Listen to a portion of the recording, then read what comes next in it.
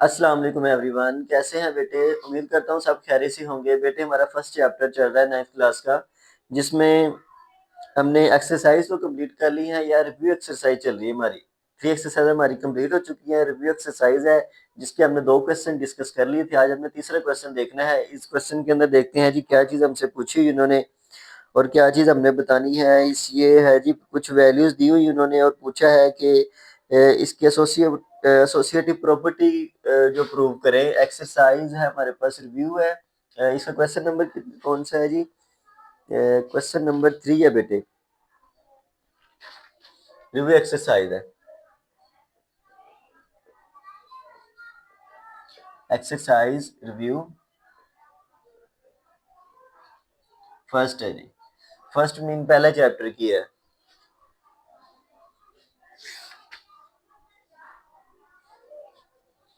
First chapter का जी question number 3। इसका review exercise का हम देखते हैं। क्वेश्चन नंबर 3 है बेटे।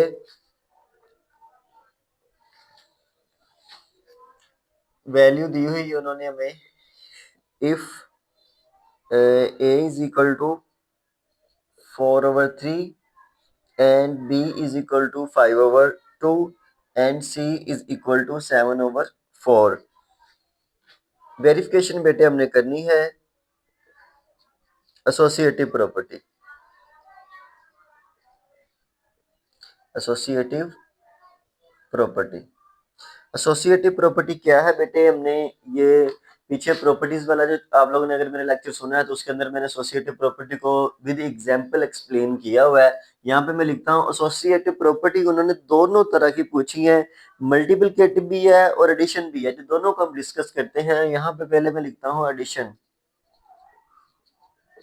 एडिशन में हमारे पास 3 जो नंबर हों रियल नंबर, उसको हम इक्वल में इस तरह लिखते हैं कि उस प्रॉपर्टी में यहाँ पे इधर अगर सेकंड पे ब्रैकेट है तो इधर उन्होंने फर्स्ट पे ब्रैकेट लगाई हुई है। यहाँ पे तो ये जो हमारा तीसरा क्वेश्चन है ये बेटे एसोसिएटिव प्रॉपर्टी है, उसमें हमने डिस्कस करना है इसको। एसोसिएटिव प्रॉपर्टीज में ये वैल्यू दी हुई है 1 2 3 sorry a b and c value दी हुई है। ए बी सी वैल्यू यहाँ पे इसके अंदर हमने पुट करना और प्रूव करना है कि लेफ्ट साइड का आंसर राइट साइड के आंसर के इक्वल है। तो फिर बेटे हम चलते हैं क्वेश्चन की तरफ। ये एसोसिएटिव प्रॉपर्टी विद एडिशन है जी। ठीक है, एडिशन मीन इसमें नंबर ऐड हो रहे हैं। यहाँ पे देखिए प्लस नंबर लिखा हुआ है तो ऐड हो रहे हैं। ये प्रॉपर्टी पहले हम डिस्कस कर चुके हैं। यहाँ पे बेटे हम इसकी लेफ्ट हैंड साइड करते हैं।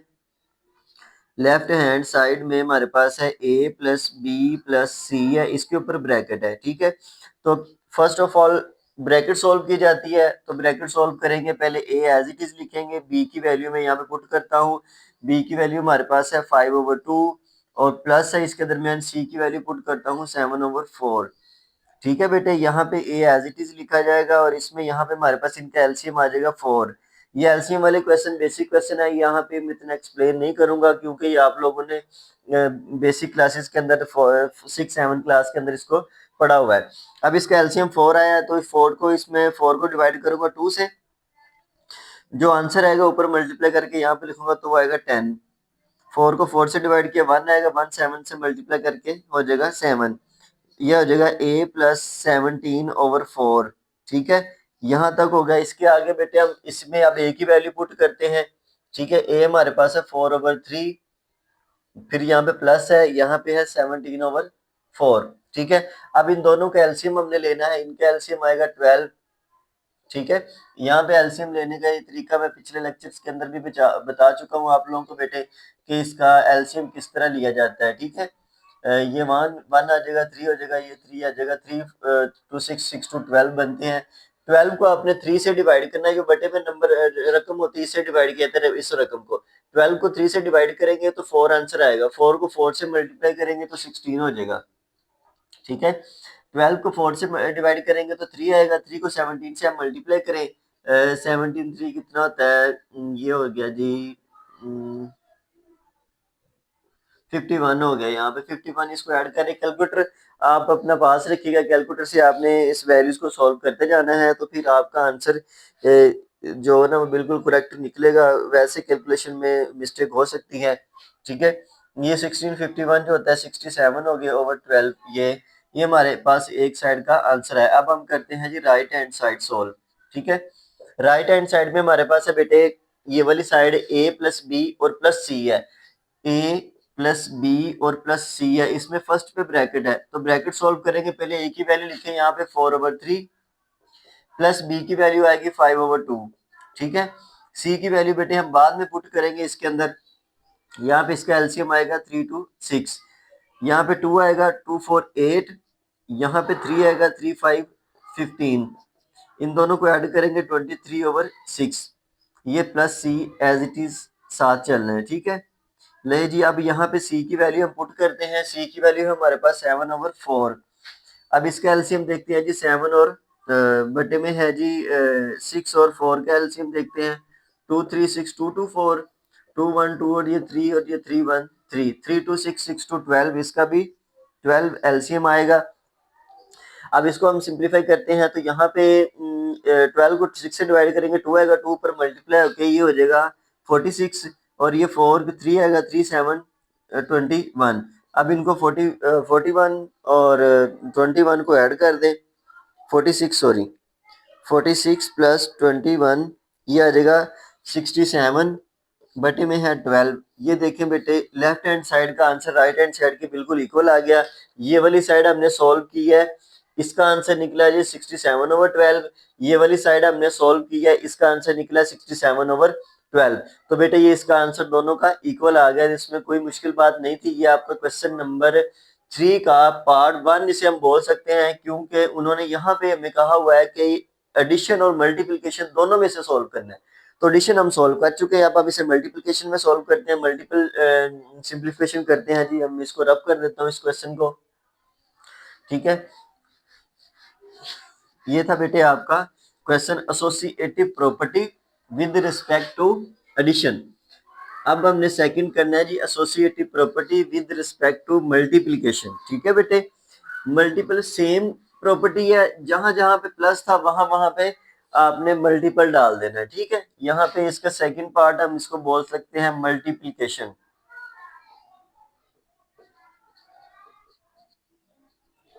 मल्टीप्लिकेशन में a multiple b multiple c is equal to a multiple b multiple c लिखेंगे। हम इस पे ब्रैकेट यहाँ पे लगाते हैं और इधर ब्रैकेट में यहाँ पे लगा देता हूँ, ठीक है। इसमें कोई मुश्किल बात नहीं है, जैसे प्लस था वहां वहां पे मैंने मल्टीपल साइन डाल दिया। तो लेफ्ट हैंड साइड वैसे ही बेटे सॉल्व करेंगे, लेफ्ट हैंड साइड हम लिखते हैं जी वो ए मल्टीपल बी मल्टीपल सी है जी। वैल्यू पुट करें जी, ए में एज इट इज रखता हूँ क्योंकि पहले ब्रैकेट को सॉल्व करना है। बी की वैल्यू है हमारे पास 5/2 और सी की वैल्यू है 7/4। बी की वैल्यू 5/2 और सी की वैल्यू 7/4। सिंप्लीफाई करें जी, ए हम ऐसे ही लिखते हैं, इसको ऊपर वाली नीचे वाली वैल्यू से कैंसिल होती है, लेकिन ये सेम वैल्यू ऊपर नीचे कोई भी नहीं है, ये एक टेबल पे कटने वाली नहीं है कोई भी वैल्यू। तो हम क्या करेंगे, ऊपर वाले को ऊपर से मल्टीप्लाई कर देंगे, ये 35 हो जाएंगे और 4 2 8 हो जाएंगे। यहाँ पे 8 ए मल्टीपल 37 35/8 है। तो अब हम इसको जब नेक्स्ट सॉल्व करेंगे तो ए की वैल्यू हम यहाँ पे पुट करेंगे, 35/8 है, ठीक है। ए यहाँ पे हम पुट करते हैं, ये 4/3 हो जाएगा मल्टीपल 35/8 हो जाएगा, ठीक है। अब यहाँ पे देखें कोई वैल्यू सिंप्लीफाई होती है जी, ये वाला 4 1 4 और 4 2 8 होता है, ठीक है। यहाँ पे ऊपर बचे 35 और नीचे हमारे पास बच गए 6। ये आपकी बेटे एक साइड सिंप्लीफाई होगी, इसका ये एक साइड का आंसर है। नेक्स्ट साइड हम सॉल्व करते हैं जी, इसकी राइट हैंड साइड, इसी की राइट हैंड साइड है वो A multiply B multiply C है। तो पहले हम ए बी को करेंगे क्योंकि इस पे ब्रैकेट लगी हुई है।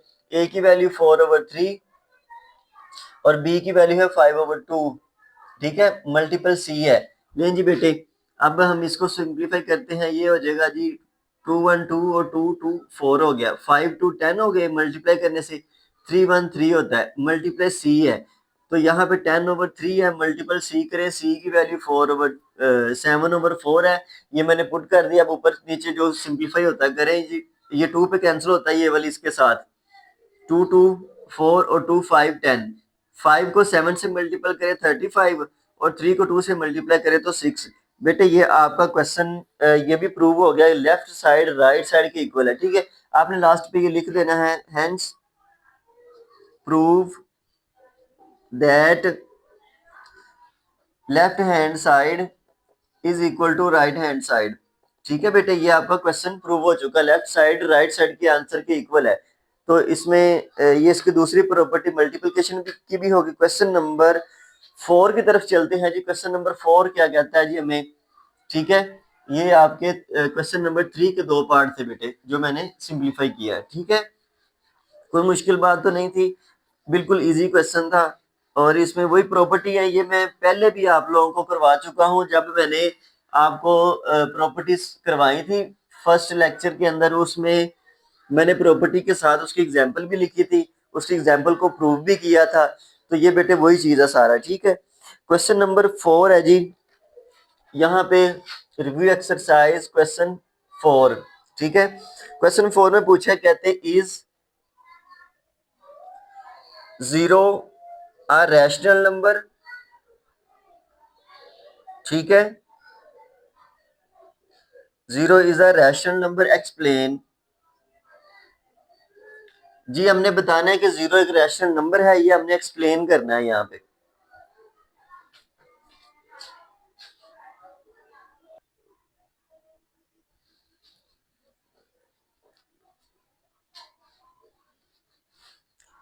Zero is a rational number हमने प्रूव करना है जी, एक्सप्लेन करना है कि ये रैशनल नंबर है या नहीं। वो हमसे पूछ रहे हैं क्या जीरो रैशनल नंबर है, एक्सप्लेन करें। तो हम लिखते हैं जी, yes zero is a rational number.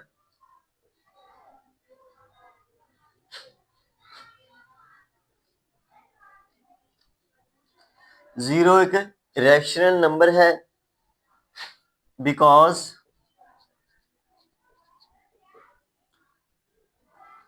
It is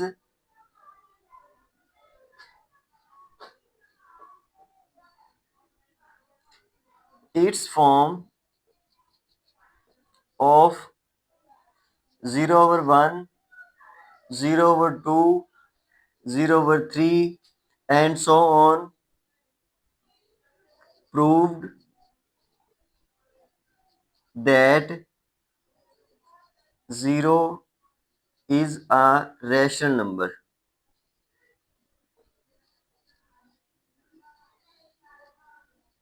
ठीक है बेटे, 0 एक रैशनल नंबर है क्योंकि इसकी जो ये वाली फॉर्म्स हैं, यानी कि कोई भी रकम हो उसके ऊपर 0 हो। ठीक है, यहाँ पे 0/1 लिखा, 2 लिखा, 3 लिखा, कोई भी नंबर आ जाए यहाँ पे, तो वो ये रैशनल में कन्वर्ट हो चुके हैं। ठीक है, ये देखो रैशनल नहीं बन गए। रैशनल कौन सा होता है? जो ओवर में लिखा जाए, जो बटे में लिखा जाए। ठीक है, तो ये बटे में लिखे जा चुके हैं, इस वजह से ये वाला प्रूव होता है इस एग्जाम्पल से कि 0 एक रैशनल नंबर है।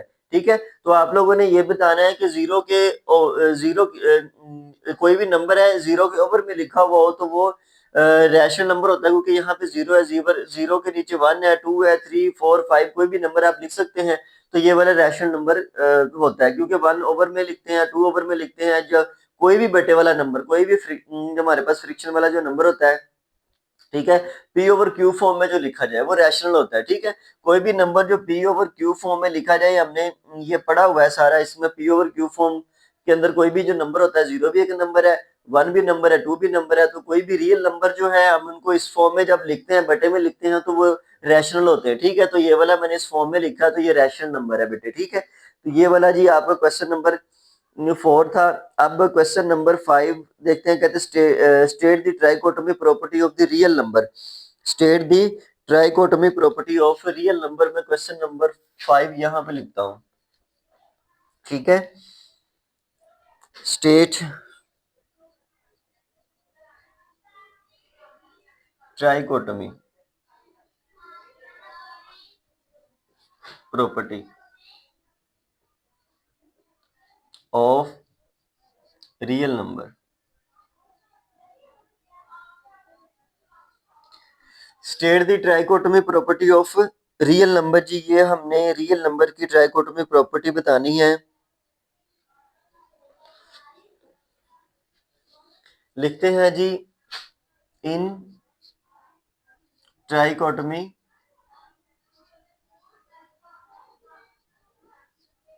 Property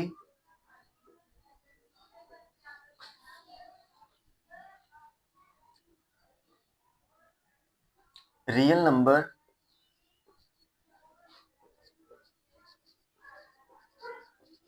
A B belongs to R exactly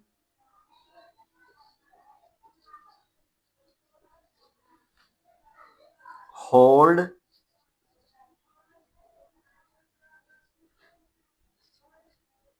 any condition of the following.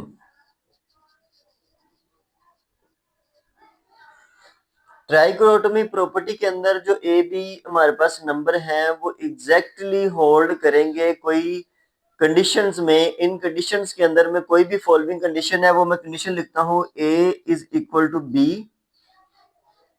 A is greater than b, a is बेटे लेस देन बी। ठीक है, ये मैंने तीन कंडीशन लिखी हैं। In trichotomy property the number a b belong करते हैं रियल नंबर के साथ, रियल नंबर के साथ exactly hold any condition of the following. इनमें से कोई एक एग्जैक्ट कंडीशन वो रखेंगे। वो कौन सी कंडीशन हो सकती है? ए बी के इक्वल भी हो सकता है, ए बी से बड़ा भी हो सकता है और ए बी से छोटा भी हो सकता है। तो ये बेटे कंडीशन है इन वैल्यूज की कि ट्राइकोटोमी प्रॉपर्टी के अंदर जो कंडीशंस होती हैं वो तीन होती हैं, या ए बी के बराबर होता है, या ए छोटा होता है, या बी छोटा होता है। यही तीन कंडीशन होती है, इसके अलावा कोई कंडीशन नहीं होती। तो उन्होंने इसकी वो स्टेटमेंट पूछी थी तो हमने वो बता दी यहाँ पे जी, ये इसकी स्टेटमेंट थी। अब क्वेश्चन नंबर 6 देखते हैं जी बेटे। क्वेश्चन नंबर 6 हमें क्या कहता है? क्वेश्चन नंबर 6 के अंदर क्या चीज पूछी हुई है तो वो हम देखते हैं। क्वेश्चन नंबर 6 को डिस्कस करते हैं। नहीं जी बेटे, आपका क्वेश्चन 6 है, कहते हैं find the two rational number between 4 and 5। Find two rational numbers. Question number 6 है जी, find two rational number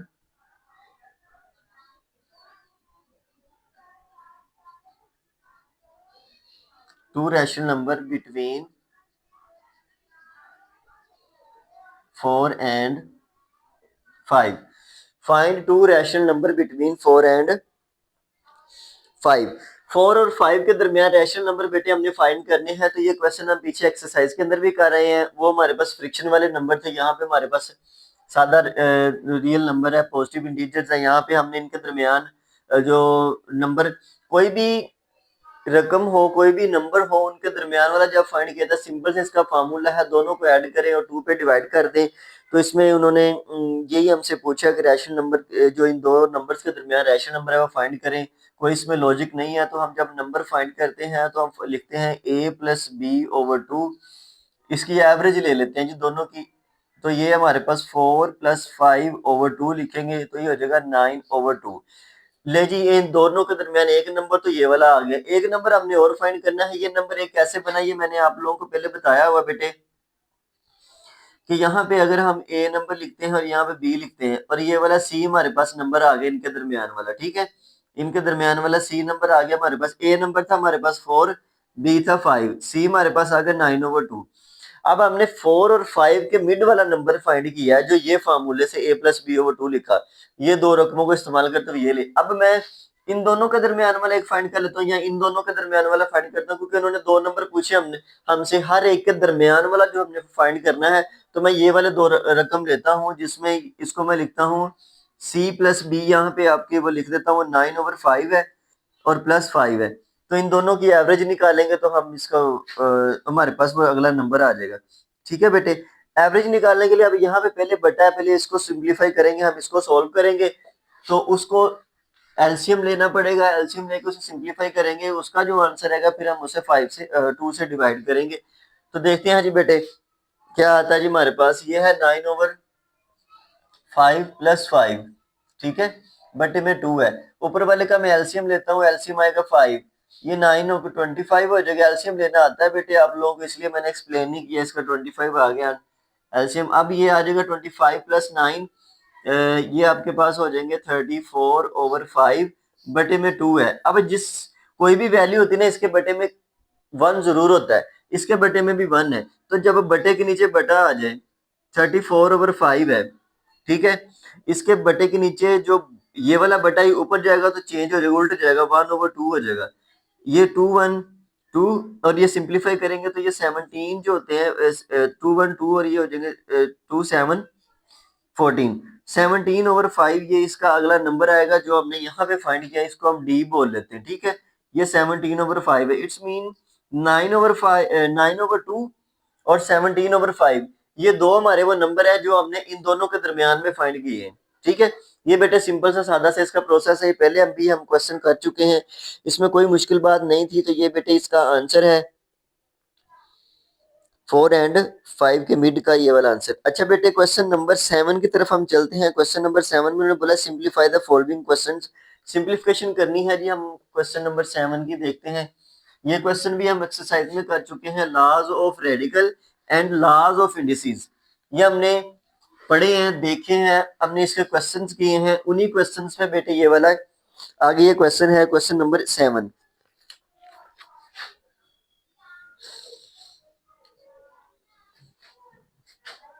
question 7 है, क्या कहते हैं जी, सिंप्लीफाई द फॉलोइंग। सिंप्लीफाई करना जी हमने किनको, ए पार्ट दिया, 1 पार्ट दिया उन्होंने x15 y35 ओवर z20, इस सब के ऊपर है √5।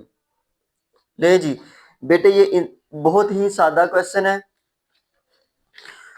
बहुत ही इजी है बेटे, हम पहले कर चुके हैं। बहुत सादा सा क्वेश्चन है ये वाला, जिसमें उन्होंने हमें एक रकम दी हुई है, वैल्यू दी है, हमने लॉज ऑफ इंडिसेस और लॉज ऑफ रेडिकल हमने पढ़े हुए, उन्हीं के अकॉर्डिंग ये क्वेश्चन सिंप्लीफाई करना है आपने। x है जी 15, y की पावर है 35 और बटे में है z पावर 20, ठीक है। इस सारे के ऊपर मौजूद है, ये आपको बताया था मैंने, अंडर रूट को जब सिंप्लीफाई करते हैं तो जो इस यहाँ पे वैल्यू होती है वो इधर ओवर में आनी है। अब यहाँ पे ये पावर जो मौजूद है, यहाँ पे ये पावर सब की प्रॉपर्टी है, सब का हिस्सा है, तो सब के ऊपर लगा दे। x15 है, इसके ऊपर भी आएगा 1/5, y35 है, इसके ऊपर भी आएगा 1/5, z20 है, इसके ऊपर भी आएगा 1/5। अब सब के ऊपर मैंने 1/5 लगा दिया। अब यहाँ पे इसका मतलब है कि सब की पावर के ऊपर पावर मौजूद है। अब यहाँ पे देखिए, इसको मल्टीप्लाई करें पावर के साथ, पावर को x के ऊपर 15 है, ये मल्टीप्लाई होगा 1/5 के साथ।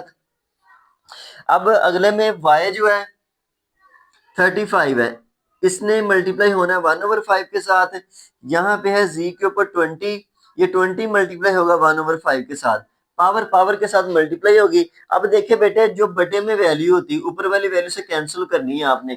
सिंप्लीफाई करें इसको, 5 1 5 5 3 15, 5 1 5 5 7 35, 5 1 5 और 5 4 20। यहाँ पे क्या बचा जी, 3 1, x की पावर 3 और बटे में 1 है वो लिखते नहीं है। y के ऊपर पावर है 7 1 7 और बटे में 1 है वो लिखना नहीं है।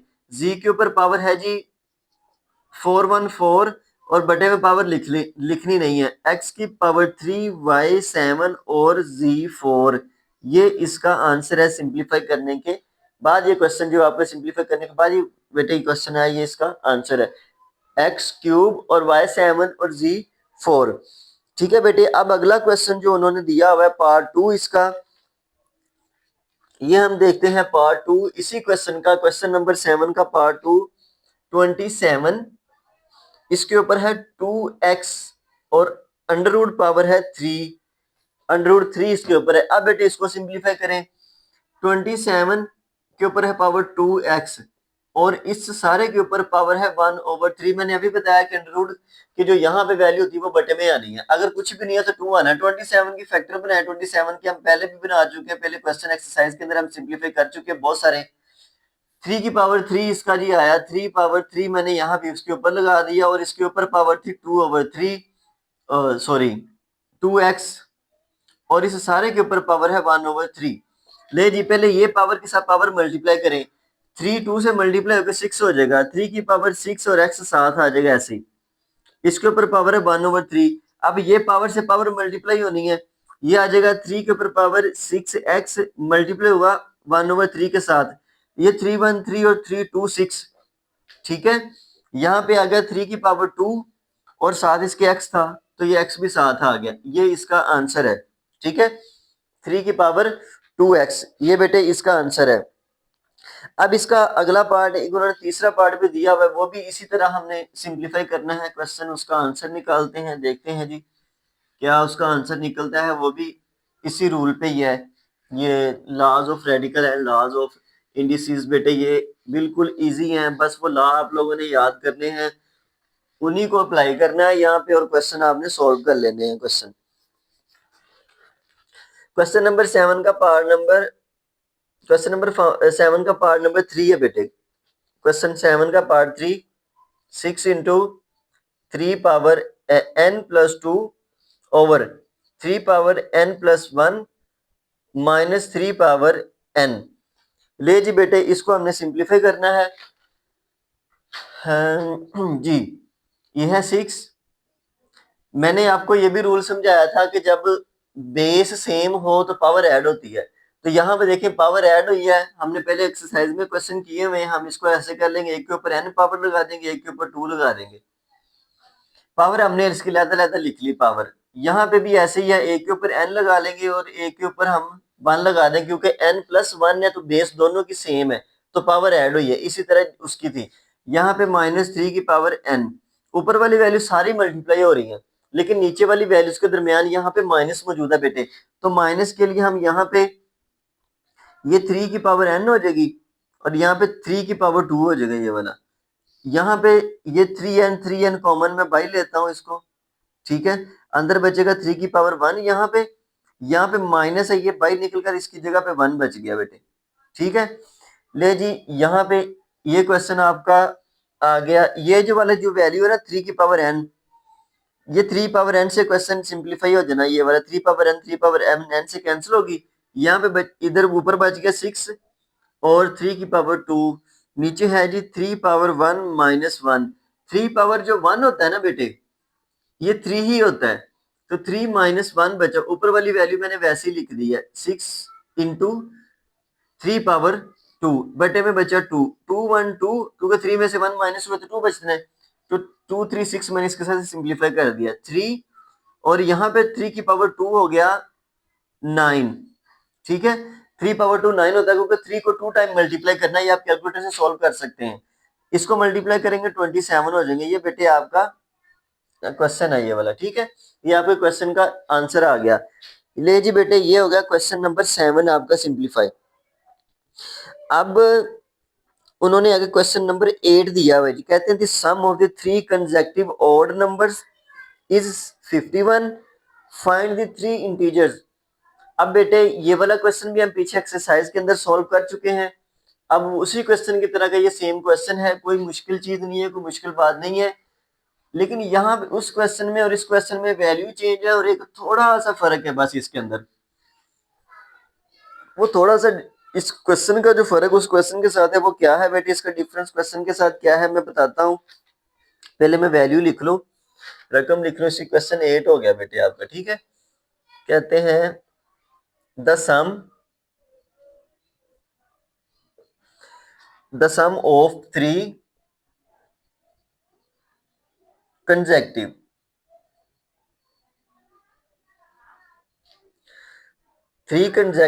odd numbers integers is 51, find the 3 integers, ठीक है। अब यहाँ पे बेटे जो पिछला क्वेश्चन था ना उनमें भी कंसेक्यूटिव नंबर थे, लेकिन उसमें ओड या इवन का नहीं उन्होंने यहाँ पे बताया था, बस इसमें ये फर्क है, उनका भी सम लिया था हमने, ये भी सम है, हम लेते हैं जी, लेट करते हैं पहले, लेट सपोज नंबर एक्स, एक एक्स है जी, ठीक है, एक नंबर जो एक्स है, अब हमने इसके अगले कंसेक्यूटिव ओड नंबर लेने हैं। अब ओड नंबर कौन से होते हैं बेटे, ओड नंबर वो होते हैं जो सादा से हम जुबान में बोले, अब उर्दू में इसको बोलते हैं ये वो जुफ्त नंबर और ताक नंबर, वो इवन और ओड को, ठीक है। अब इसमें ये नंबर जो होते हैं ना बेटे, जो जोड़े जोड़े वाले होते हैं, इनके डबल डबल होते हैं, 2 4 6 8 हो गया, ये इवन नंबर होते हैं, ठीक है। अब इसमें 1 3 5 7 जो होते हैं ना, ये ओड नंबर होते हैं, यानी इसे हम पंजाबी में कली वाले भी कह सकते हैं। जो बच्चे ये बंटे खेलते रहे हैं, कली जोटा खेलते रहे हैं, उसमें उनको पता है कि ये क्या होता है जी, कली वाला क्या होता है, जोटा क्या होता है, ये जोड़। तो ये जो ओड नंबर होता है ना, ये ओड नंबर 1 होता है, 3 होता है, 5 होता है, 7 होता है, 9 होता है, 11 होता है, ये होते हैं बेटे। अब इसमें देखें हर एक के दरमियान दो दो का डिफरेंस आ रहा है, एक के बाद दो का डिफरेंस 3 हुआ, इसके बाद फिर दो, फिर इसमें बाद दो दो नंबर का डिफरेंस है। अब हम इसमें भी दो दो नंबर का डिफरेंस रखेंगे यहाँ पे, ठीक है। एक नंबर x आ गया, अगला नंबर होगा x+2, फिर लिखेंगे x+4, ठीक है। ये 3 नंबर हमारे पास बने। अब मैंने इसको 2 क्यों लिखा, क्योंकि 2 एक इवन नंबर है, इवन में एक नंबर ऐड कर देंगे तो ओड बन जाएगा, ठीक है। ये ओड नंबर बन गया, क्योंकि 2 और 1 कितना हो गया 3, 4 और 1 कितना हो गया 5, 3 और 5 ये दो नंबर हमने ले लिए, और एक नंबर हमारे पास 1 है, 1 3 और 5 हमने नंबर यहाँ पे ले लिए, ठीक है। अब इन सब का जो क्या है सम है, ऐड करते हैं जी, x+2 प्लस x+4, ले जी। ये किसके इक्वल है, ये रकम दी हुई उन्होंने 51 के इक्वल है जी, कहते हैं 51 के इक्वल है इन सब का सम। सम करें जी, x x ऐड कर लें सारे, एक x 2 और 3, ये 3x तो ये पड़े, और बाकी अब इसमें जो नंबर है वो ऐड कर लें, 4 और 2 बेटे 6 होता है, ठीक है। ये हमने ले लिया 4 2 6। अब हम इसको क्या करेंगे, ये 6 जो है इधर प्लस हो रहा है, उधर ले जाएंगे इसको, उधर जाके माइनस कर देंगे, यहां पे बच जाएगा 45, ठीक है। ये नंबर बन गया 3x इज इक्वल टू 51 में 6 माइनस किया तो 45। अब 3x है, 45 है, इधर 3 मल्टीपल हो रहा है, इधर लेके आएंगे बटे में आ जाएगा, डिवाइड हो जाएगा, सिंप्लीफाई करने के बाद ये 3 फिर इधर नहीं लिखा जाएगा, ठीक है। चले मैं इसको ऐसे कर देता हूँ, 3x इज इक्वल टू 45, और ये 3 बेटे इधर आ गया बटे में आपका, x इज इक्वल टू ये हो जाएगा 15। कैलकुलेटर से आप ये सिंप्लीफाई कर सकते हैं, 45 को 3 से डिवाइड करें तो 15 आता है, क्योंकि 3 1 3 होता है और 3 5 15 होता है, तो 15 आ गया। ये बेटे एक नंबर है, ठीक है। अब ये देखें ऑड नंबर ही है ना, जोड़े वाला नहीं है, कली वाला है, सिंपल सिंगल सिंगल नंबर में से हम कह सकते हैं 51 है यहाँ पे। अब इसमें हमने अगला जो नंबर लेना है वो है x+2, यानी कि 15 में 2 ऐड करेंगे तो 17 हो जाएंगे। अगला जी x+4, इट्स मीन के 15 के अंदर 4 ऐड करेंगे तो वो 19 हो जाएंगे। पहला नंबर आपके पास 15 है, दूसरा नंबर 17 आया, तीसरा नंबर 19 आया। ये बेटे आपके क्वेश्चन के ये वो रिक्वायरमेंट के मुताबिक जो उन्होंने पूछा था कि ऑड नंबर 3 फाइंड करें, तो ये हमने फाइंड कर लिए 3 ऑड नंबर। अब चलते हैं जी क्वेश्चन नंबर 9 की तरफ, ठीक है। क्वेश्चन नंबर 9 क्या कहता है जी हमें, इस तरह का क्वेश्चन भी हम कर चुके हैं, ये कॉमर्स का क्वेश्चन होता है कह लें इसको, या वो बैंकिंग के हवाले से, जिसमें प्रॉफिट के बारे में बताया जाता है या लॉस बताया जाता है, या उसमें उन्होंने मार्कअप वैल्यू दी जाती है, या वो प्रिंसिपल अमाउंट के उसको उस पर लगने वाला मार्कअप, या जो भी चीजें वो सारा कुछ इसमें डिस्कस किया जाता है। क्वेश्चन नंबर है 9 बेटे, कहते हैं जी अब्दुल सॉरी वो नीचे वाला क्वेश्चन है, ये जो है ना बैंकिंग वाला, अभी हम इसको ऊपर वाला देखते हैं। यहाँ पे एक सादा सा क्वेश्चन है, कहते हैं जी Abdullah picked 96 balls, Abdullah picked 96 balls, ठीक है। 96 बॉल्स उसने पिक्ड की है एंड प्लेस्ड देम, और उन बॉल्स को उसने रखा है किसमें, इनटू 2 बकेट, दो बकेट्स के अंदर बेटे उसने उसको ना डाला है। कितनी बॉल्स थी, 96 बॉल थी। कहते one bucket has 28 balls, one bucket has 28 balls, ठीक है। 28 बॉल्स एक बकेट के अंदर है जी, then the other bucket, then the other bucket. How many balls were in each bucket? How many balls? How many balls in each bucket? ले जी बेटे, अब्दुल्ला के लड़के का नाम है, उसने पिक की है 96 बॉल्स। यहाँ पे हम लिखेंगे टोटल बॉल,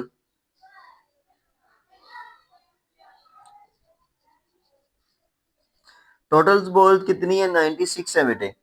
जिसमें उन्होंने बोला है कि प्लेस्ड इनटू 2 बकेट, 2 बकेट के अंदर उसने डाला है उसको। उनमें से जो एक बकेट जो है ना वो उसके अंदर 28 बॉल्स है। दूसरी के अंदर बताएं the balls, then the other bucket how many balls in each. तो दूसरी के अंदर बताएं जी कितनी होगी बॉल। जी क्वेश्चन है ना, आई थिंक क्वेश्चन स्टेटमेंट तो ठीक है ना। Abdullah picked up the 96 balls and placed them into the two buckets. One bucket has 28 balls more than, अच्छा more than, सॉरी बेटे लिखा 28 balls more than the other bucket. more than आएगा यहाँ पे लफ्ज more। वो कह रहा है कि एक दो बकेट के अंदर उन्होंने दो बाल्टियां कह लें उसको, ये दो बकेट्स हैं, उसके अंदर 96 टोटल बॉल्स हैं। दो के अंदर उसने डालना है, एक के अंदर दूसरी की निस्बत 28 बॉल ज्यादा डाली उसने। अब बताएं कि हर एक बकेट के अंदर कितनी बॉल्स उसने डाली हैं। तो हम यहाँ पे इस क्वेश्चन को भी सिंप्लीफाई करेंगे। लेट करते हैं जी यहाँ पे, लेट सपोज फर्स्ट बकेट जो है वो है एक्स, ठीक है। वन बकेट हैज बॉल्स, वो एक्स है। एक बकेट के अंदर जो बॉल है वो एक्स है, और जो दूसरी बकेट है, सेकंड लिखते हैं जी, सेकंड बकेट हैज बॉल्स, इसमें 28 ज्यादा है जी। एक में एक्स है और दूसरी में उससे 28 ज्यादा है बॉल्स। अब हम इनको टोटल करेंगे तो x प्लस 28 जो है ये 96 के इक्वल है, क्योंकि टोटल बॉल जो है जो वो बराबर है 96 के। टोटल बॉल 96 है, तो इसका मतलब है कि एक डस्टबिन और एक बकेट और दूसरी बकेट के दोनों की बॉल्स को जब ऐड किया तो वो 96 बना। तो अब हम इसे सिंप्लीफाई करते हैं जी, x 2x हो गया, 2x प्लस 28 है, ये 96 है। 2x is equal to 96 minus 28 हो जाएगा। ये x प्लस हो रहा है, उधर जाके इसे माइनस कर दें, कैलकुलेटर से आप इसे सोल्व कर लें। ये बनेगा जी आपके पास 96 माइनस 28, ये 2x इज इक्वल टू 68 बन गया। x इज इक्वल टू 68 है, 2 को मल्टीप्लाई हो रहा है, 2 को तो जाके डिवाइड कर दें, तो ये आपके पास आ जाएगा 34। एक बकेट के अंदर 34 बॉल्स हैं। अब सेकंड के अंदर कितनी है? इससे 28 ज्यादा है जी। सेकंड जो बकेट है उसके अंदर इसकी बॉल कितनी है? वो था x प्लस 28। x हमारे पास आया 34 और 28 इसके अंदर ऐड कर दें। ये जी x 34 था, 28 मजीद बॉल इसके अंदर ज्यादा है दूसरे से, तो 34 क्वेश्चन में वैल्यू है जी 28, हम इसमें ऐड करते हैं 62 हो जाएंगी ये वाली। ये होगी हमारे पास 62। एक बकेट के अंदर बेटे 34 बॉल्स है, दूसरी के अंदर जो है ना 62 है। अब ये टोटल कितनी थी? 96। अब दोनों को ऐड करके देख ले, 96 बनता है 34 प्लस 62। ले जी बेटे 96 है इन दोनों का आंसर एडिशन का, क्योंकि दोनों बॉल बकेट के अंदर जो बॉल के जितनी इतनी वो तादाद थी वो हमने यहाँ पे फाइंड करके बता दी है। उम्मीद करता हूँ क्वेश्चन की समझ आ गई होगी। मुश्किल बात नहीं है, क्योंकि उन्होंने पूछा था कि अब्दुल्ला के पास 96 टोटल बॉल्स हैं, उसने उसको दो बकेट के अंदर डाला है। एक बकेट के अंदर 28 बॉल दूसरी बकेट की निस्बत ज्यादा है, यानी कि एक बाल्टी के अंदर जो है ना दूसरी की निस्बत 28 बॉल ज्यादा है, तो हमने एक को लेट किया x के इक्वल और दूसरी को लेट किया 28 से ज्यादा के साथ, यानी कि x प्लस 28। हमने अब इन दोनों का मजमुआ जो था, एडिशन जो था, क्योंकि सम इनको करें तो 96 बनता है, दोनों को ऐड कर दिया 96 के इक्वल हो गया। अब इनको सिंप्लीफाई करने के बाद 34 आंसर आया, यानी कि x 34 हो गया, x 34। अब इस x के अंदर हमने 28 ऐड कर दिया तो बेटे 62 बन गया। ये आपका क्वेश्चन सॉल्व हो गया। ठीक है, ये आपका क्वेश्चन नंबर 8 था। मैंने क्वेश्चन नंबर 9 बेटे यहाँ पे लिखा है, क्वेश्चन नंबर ये 8 है। ठीक है बेटे, ये क्वेश्चन नंबर 8 है। पिछला हमने क्वेश्चन नंबर 7 किया है। अब हम क्वेश्चन नंबर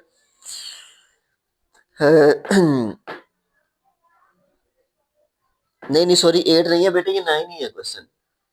सॉरी बेटे, रियली सॉरी, ये 9 क्वेश्चन नंबर 9 ही है। अब हम क्वेश्चन नंबर 10 करते हैं, जो इसका लास्ट वाला क्वेश्चन है, रिव्यू एक्सरसाइज का क्वेश्चन नंबर 10। ये हम देखते हैं जी इसमें क्या बताया गया, उन्होंने क्या बताया और क्या पूछा है जी। ठीक है, क्वेश्चन थोड़ा सा जो है ना पिछले जो एक्सरसाइज में किए उनसे थोड़ा सा हटके क्वेश्चन है, बस थोड़ी सी एक चीज ऐड की उन्होंने नहीं इसमें। रिव्यू एक्सरसाइज क्वेश्चन नंबर 10 है बेटे, वो कहते हैं जी Salma invested $3,50,000 in bank, which paid simple profit at the rate of which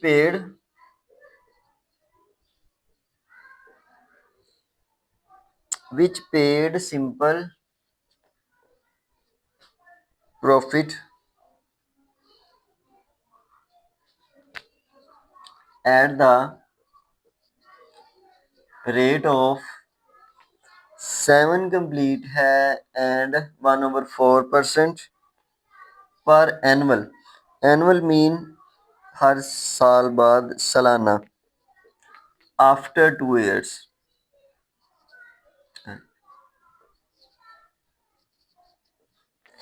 After 2 years the rate was increased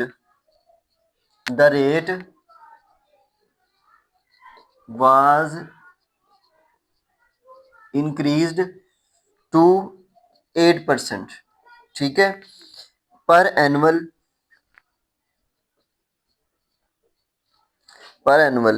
find the amount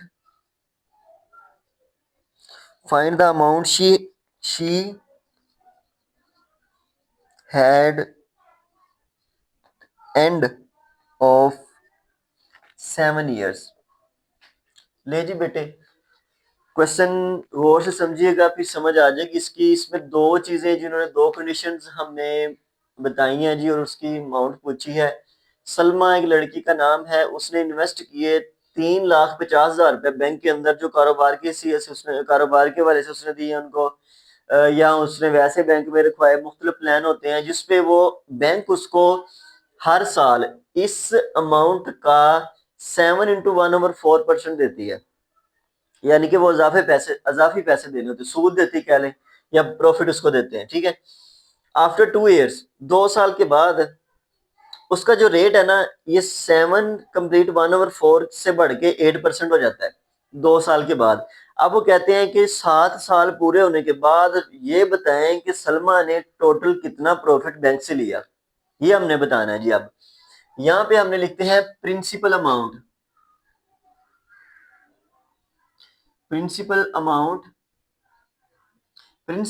बेटे वो होती है जो असल रकम होती है, 3,50,000 रुपए है जी। ठीक है, 3,50,000। मार्कअप रेट क्या है, प्रॉफिट रेट क्या है जी, profit rate in 2 years। 2 years में प्रॉफिट रेट 7 कंप्लीट 1/4 है, इसको हम लिखेंगे 29/4 हो जाएगा। जब हम इसे सिंप्लीफाई करेंगे आई थिंक 25 और समथिंग कुछ आएगा, हम कैलकुलेटर से सॉल्व कर लेते हैं। 29 डिवाइडेड बाय 4,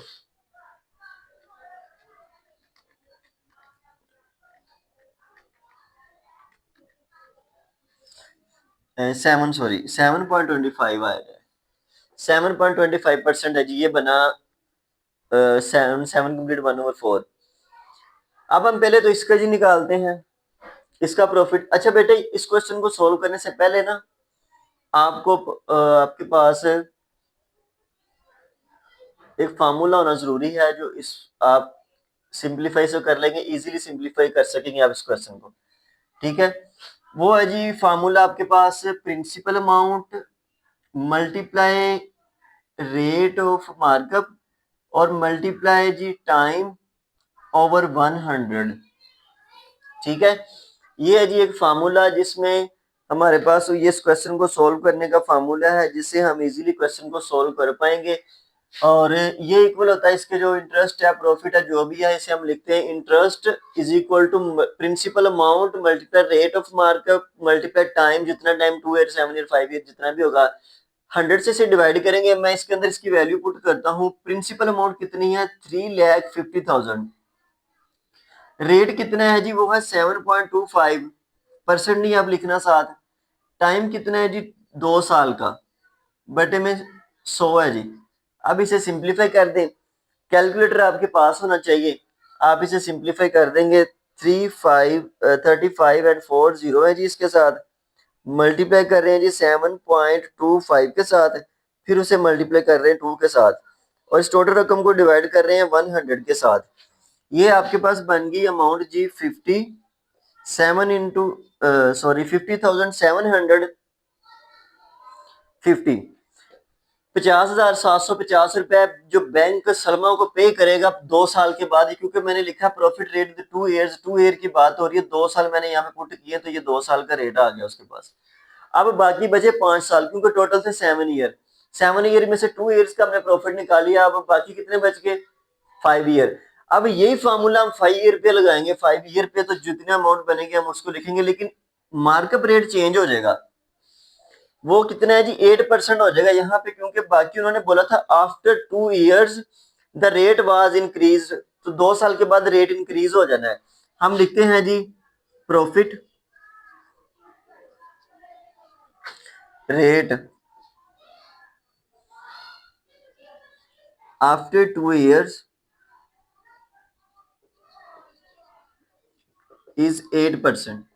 2 ईयर के बाद 8% हो जाएगा। वही फॉर्मूला, इंटरेस्ट हमारे पास है जी, प्रिंसिपल अमाउंट हमारे पास है, रेट है जी, टाइम है, बटे में 100 है। पुट करें जी प्रिंसिपल अमाउंट कितनी थी वही 3,50,000, रेट कितना अब 8% लिखेंगे। ठीक है, 7.2% की जगह पे अब 8% लिखा जाएगा यहाँ पे, और 2 साल की जगह पे 5 साल लिखा जाएगा, बटे में 100 लगाना है जी आपने, वैसे ही जैसे पहले क्वेश्चन किया। ले जी कैलकुलेटर से सिंप्लीफाई करें, 3,50,000 मल्टीप्लाई बेटे 3,50,000 मल्टीप्लाई 8 एंड मल्टीप्लाई 5, और बेटे इसको आपने सिंप्लीफाई करना है 100 के साथ डिवाइड कर देना क्वेश्चन, इसका बन जाएगा आपके पास है जी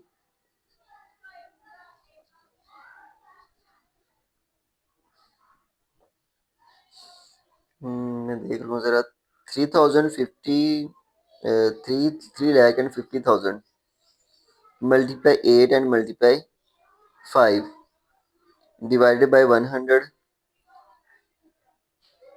1,40,000, 1,40,000। ये बेटे जी आपका जो 5 साल का जो प्रॉफिट है ये वाला टोटल प्रॉफिट अब हम लिखते हैं जी। टोटल उसने क्या करना जी, मैं यहाँ पे लिख देता हूँ, इधर इसको रब कर देता हूँ, टोटल प्रॉफिट यहाँ पे मैं लिख देता हूँ जिसका कितना बनेगा। ठीक है,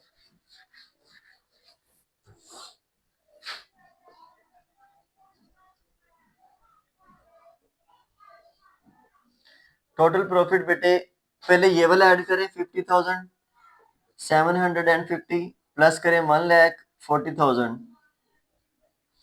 इनको ऐड कर दें जी